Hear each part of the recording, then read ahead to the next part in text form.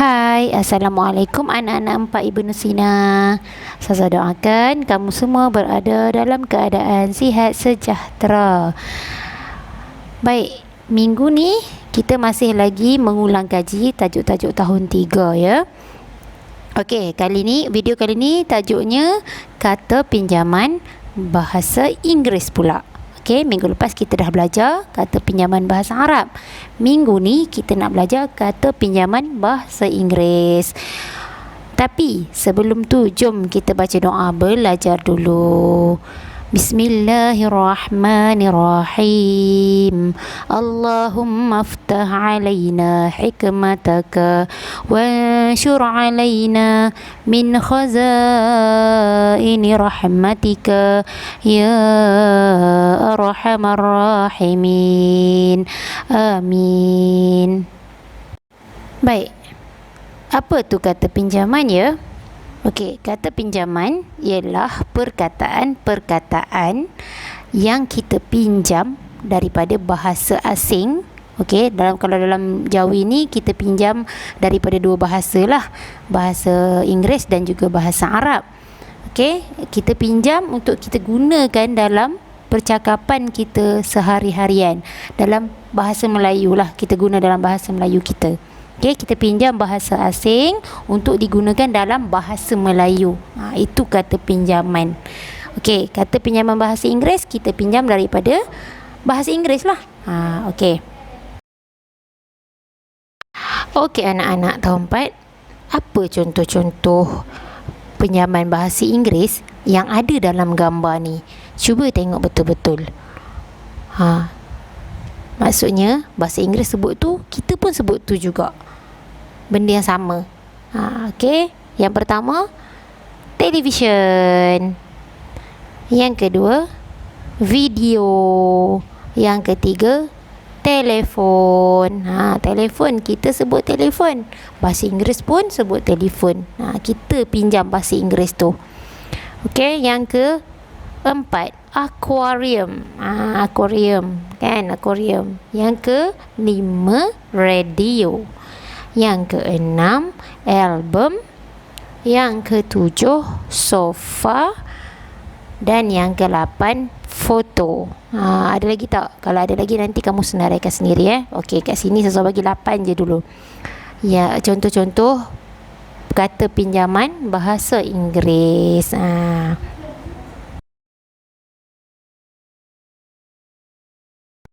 Baik, dalam tajuk ni Ustazah lebih nak fokuskan kepada cara menulis ataupun kaedah menulis ataupun menjawikan sesuatu perkataan. Dan dalam tajuk kata pinjaman bahasa Inggeris ni ada 7 ciri-ciri kaedah yang kamu kena tahu, yang kamu kena ingat, yang kena fokus. Okey, sekejap lagi saya akan terangkan satu persatu 7 tu. Sebelum tu, saya nak terangkan kaedah ataupun formula paling asas bila kita nak menjawikan sesuatu perkataan, kecuali kalau perkataan tu pinjaman bahasa Arab. Bahasa Arab tak boleh guna pakai kaedah ni. Bahasa Arab lebih kepada kita kena mengingat dia punya ejaan. Okey, baik. Apa formula-formula tu? Okey, baik. Yang pertama, kenal pasti suku kata. Okey, dapat perkataan, kenal pasti dulu berapa suku kata dalam perkataan tu. Okey, contoh basikal. Basikal berapa suku kata dia? Basikal. Ada 3 suku kata. Kalau boleh pecah-pecahkan macam ni. Buat asing-asingkan. Baru kita nampak 3 suku kata. Baik, yang kedua, formula yang kedua, potong huruf vokal yang tidak perlu. Kalau kamu ingat lagi, saya pernah terangkan dekat kamu. Okey, ada 2 huruf vokal yang kita kena potong ketika kita nak menjawikan. Okey, apa dia huruf tu? Okey, yang pertama huruf A di tengah. Okey, A di tengah. Okey, baik, kita ambil balik perkataan basikal tadi. Tengok kat sini, mana A di tengah antara 3 suku kata ni? Mana A di tengah? Okey, kal A di tengah kan? Okey, A di tengah ni kena potong. Kena potong. Kecuali kalau ada sebab-sebab tertentu yang lain lah dia tak kena potong. Okey, tapi yang ni kaedah paling asas potong. Yang kedua, huruf vokal I pepet. I pepet ni I yang berbunyi kalau kamu ingat saya pernah cakap kat kamu I kenyang. Kan. I kenyang. Okey, I taling yang bunyi jangan potong. Jangan potong. I pepet sahaja yang bunyi sahaja kena potong. Okey, potong tu bermaksud dalam tulisan kita, dalam jawi kita tu dia dah tak ada huruf untuk yang potong tadi. Okey, yang ketiga, formula yang ketiga, padanan huruf rumi dan jawi. Yang ni pun penting yang kamu kena ingat. Okey, kalau kat sini boleh rujuk kad dalil ni. Warna-warni lagi cantik lagi Okey, boleh rujuk. A sama dengan alif. Tu kena tengok lah. Kalau macam basikal tadi, okay, kita tengok B sama dengan ba, A sama dengan alif, S sama dengan sin, I sama dengan ya, K sama dengan kaf, dan L sama dengan lam. A ni dah tak ada sebab kita potong. Okay, itu padanan ni. Yang ni pun kena hafal, kena ingat. Boleh rujuk kat dalil ni ya, saya dah bagi. Okey, yang keempat, formula yang terakhir ataupun keempat ni, sambungkan huruf-huruf tadi. Kita dah dapat dah huruf-huruf jawi tadi. Kita tengok mana yang boleh sambung, kita sambung. Yang tak boleh sambung, jangan sambung.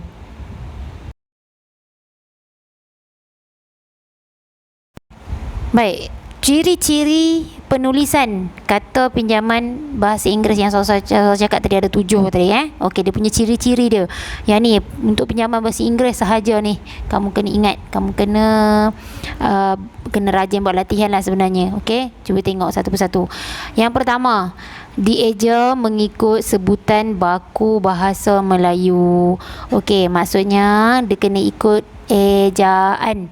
Kena ikut ejaan perkataan tu. Perkataan tu perkataan pinjaman bahasa Inggeris, tapi kena tengok ejaan dia. Apa contoh-contoh dia? Okey, kita tengok contoh. Yang pertama, subsidi. Okey, kalau kamu perasan kita sebut subsidi, tapi tengok ejaan dia. Ejaan dia subsidi. So kita jangan ikut apa yang kita sebut. Kita kena ikut ejaan dia tu. Dia kata bahasa baku bahasa Melayu tu. Okey, subsidi. Virus. Yang kedua, virus. Virus, tengok kita sebut virus, tapi dia punya ejaan dia virus. Okey, yang ketiga, university. Kita sebut university, ejaan dia university. Okey, ingat nak jawi kena tengok ejaan dia. Ejaan dia dalam bahasa Melayu. Okey. Baik, kita tengok contoh cara mengeja lah. Mengikut formula yang saya dah bagi tadi. Okey, yang pertama. Okey, kita tengok perkataan apa? University. Yang ni Sazah dah kalau kamu perasan Sazah dah buat kala-kala ni, maksudnya suku kata lah ni. Ikut suku kata university. Sazah dah asingkan dia punya suku kata. Yang pertama tadi, step pertama, asingkan suku kata. Yang kedua, potong huruf vokal yang tak perlu. Nampak Zaza okey, kita potong huruf apa? Huruf I sebab I pepet ver kita potong I. Kemudian padanan huruf rumi dan jawi dia. Okey, ni padanan dia. O ni Zaza dah asingkan. Memang U ni kalau ikutkan wow, tapi disebab di awal perkataan, huruf vokal di awal perkataan dia kena tambah alif. Okey, tambah alif jadi O. Ni, nun ya ni, va. Ya dah tak ada, saya potong sebab I pun kita potong, jadi ya pun kita potong. Okey, R, ro, ver, si, sin ya si, ti, ta ya ti. Okey, ni tak sambung lagi. Okey, step yang keempat tadi apa? Sambungkan huruf. Tengok saya dah sambung dah huruf-huruf ni.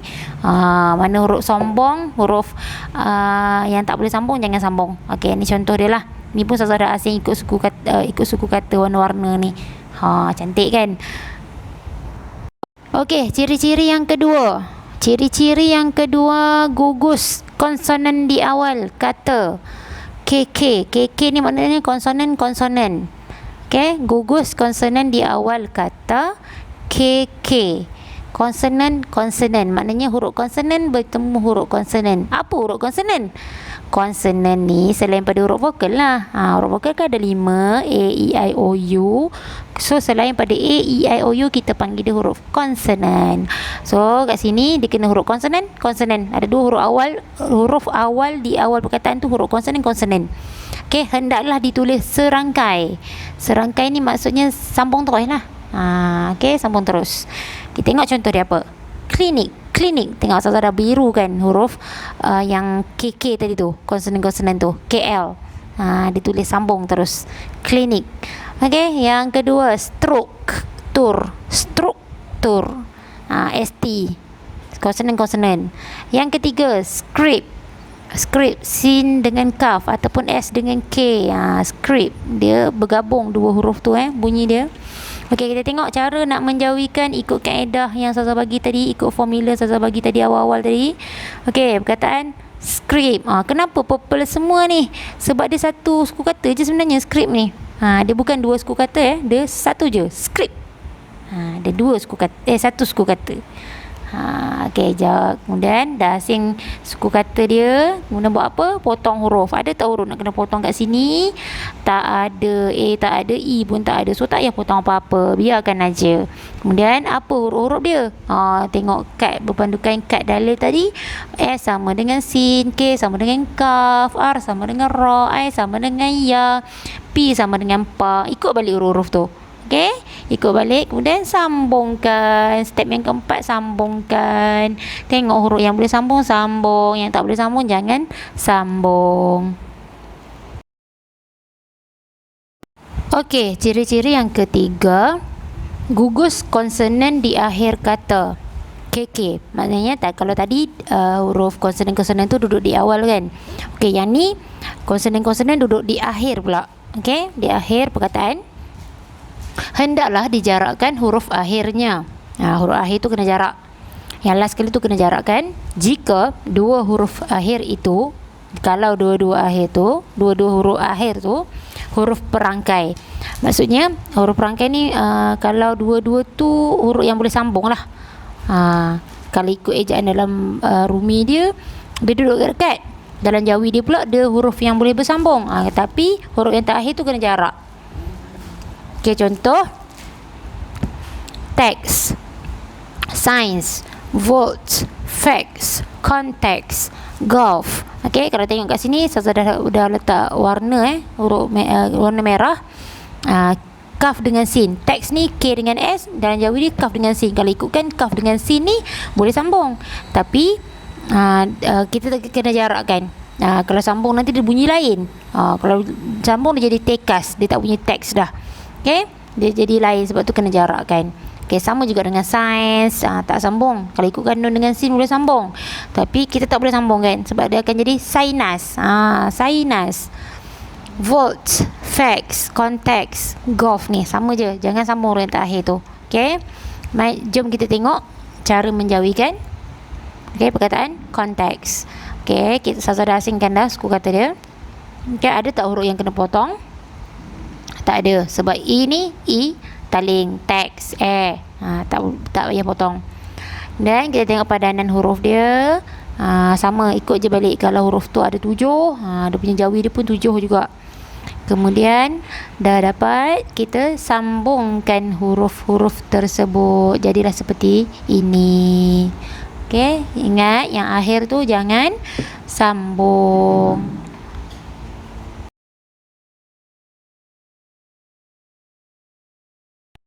Ciri-ciri yang keempat pula, dieja mengikut bahasa sumber. Bahasa-bahasa Eropah. Bahasa sumber tu betul-betul bahasa Inggeris lah. Okey, bahasa Inggeris tulen lah, yang tidak diserap dalam sistem sebutan bahasa Melayu, yang kita tak boleh nak ubah dia kepada bahasa Melayu. Dia memang bahasa Inggeris betul-betul. Okey, kita tengok contoh. Georgetown. Ni bahasa Inggeris ni. Homestay, famosa. Okey, cuba tengok Jawi dia. Kita nak jawikan dia kena sebut, kena ikut sebutan. Yang tadi kena ikut ejaan kan, yang awal-awal tadi kena ikut ejaan. Okey, untuk yang betul-betul bahasa Inggeris, kena ikut sebutan. George. Nampak kita sebut George. Jadi ejaan Jawi dia jim waw ra jim. George town. Tak alif hamzah waw nun on town. Town. Okay, homestay. Tengok ejaan homestay, home. Ha waw mim home. Stay, sin se ta ya te stay. Famosa, alif ya famosa. Fa alif fa mim wa mu sin alif sa, famosa, famosa. Ingat kalau bahasa Inggeris, betul-betul bahasa Inggeris tulen kena ikut sebutan. Ejaan Jawi dia kena ikut sebutan. Okey, kita tengok eja tulis ikut sebutan sahaja. Okey.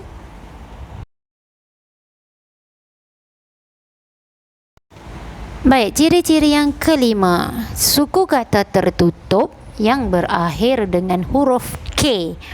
Okey, maksudnya suku kata tertutup akhir dia huruf K hendaklah ditulis dengan huruf kaf sebagai padanannya. Okey, kalau tengok pada kad dalil, okey, dia ada huruf K ni kita boleh guna dua huruf kan, qaf dengan kaf. Okey, kalau dalam bahasa Melayu biasa di huruf K di akhir guna huruf qaf. Tetapi di dalam bahasa Inggeris, kamu kena ingat bahasa Inggeris ni tak ada huruf qaf, tak boleh guna langsung huruf qaf. Okey, baik K tu duduk di awal ke, di akhir ke, di tengah ke, guna huruf kaf sahaja. Ingat tu, huruf kaf sahaja. K dia sama dengan kaf. Okey, jangan guna qaf. Qaf ni untuk bahasa Melayu. Okey, baik, tengok contoh. Taktik, taktik, unique, plastik, taksi, semua huruf kaf. K dia sama dengan kaf. Kalau tengok kat susah dah color warna merah, K tu susah letak color merah, kaf pun susah letak color merah. Nak bagi nampak kan. Okey, baik, kita tengok cara nak menjawikan dia.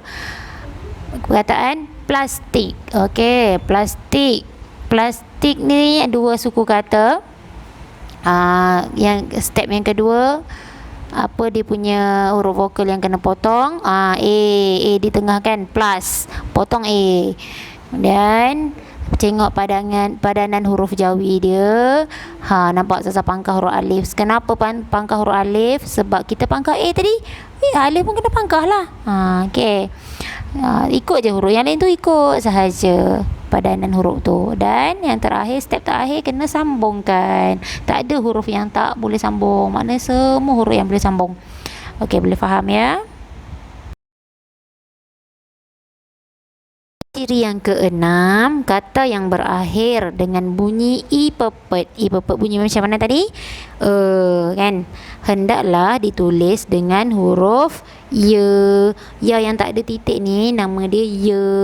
Kalau dalam bahasa Arab kita panggil dia alif maqsurah. Tapi dalam Jawi nama dia ya. Okey? Tengok apa contoh. Contohnya vandalisme, mekanisme, nasionalisme, kapitalisme. Okey, kalau nampak kat sini ada Sazara letak warna biru. I yang duduk di akhir, i pepek yang duduk di akhir ni warna biru, dan dia punya Jawi dia semua ya, huruf ya. Huruf semua huruf ya. Okey, jom kita cuba menjawikan perkataan apa? Vandalisme. Okey, Sazara asing suku kata, ada 4 suku kata kat sini. Vandalisme. Kemudian potong huruf vokal yang tak perlu. Okey, huruf tak perlu kat sini huruf A, van, 3 kan? 3 huruf A di tengah, potong. Kemudian ini sebab kita guna ya tadi kan. Okey, tak payah potong. Biarkan sebab dia duduk di akhir. Kemudian kita tengok padanan huruf Rumi Jawi dia. Okey, tengok A tadi kita potong, alif pun kita potong. Kemudian yang lain semua sama, cuma yang terakhir sahaja kita guna huruf ya. Kemudian last kali kita sambungkan huruf-huruf tersebut. Jadilah seperti begini.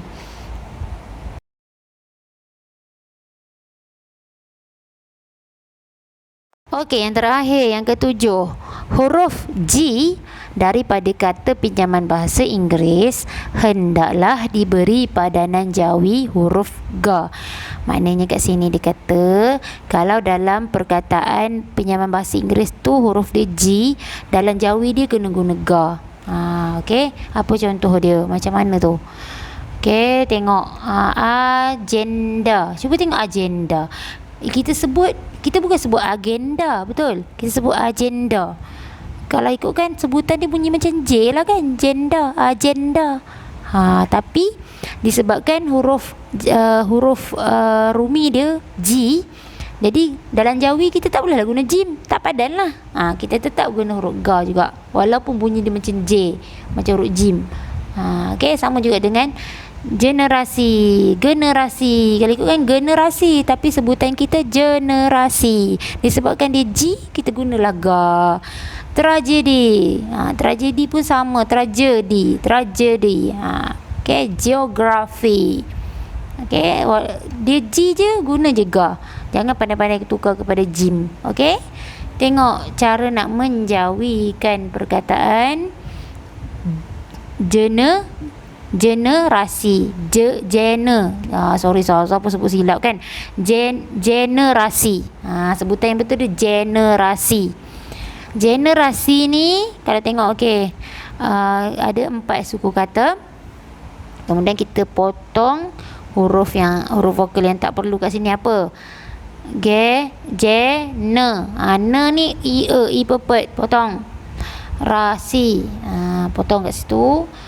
Kemudian okey, apa padanan huruf Jawi dia? Ni gaya G lah kan, tapi kita sebut J. Nun ya ni kita potong, sebab i ni kita potong, i pepet. Rasi.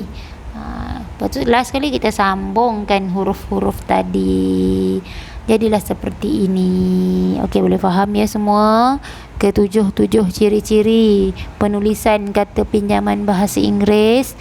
Saya harap kamu boleh faham lah ya. Kalau tak faham, boleh tengok ulang-ulang kali video ni, bagi sampai betul-betul faham. Bukan senang ya nak menjawikan ya sebenarnya, tapi kalau kamu faham, dia akan jadi mudah. Tapi bila tak faham, dia akan jadi susah.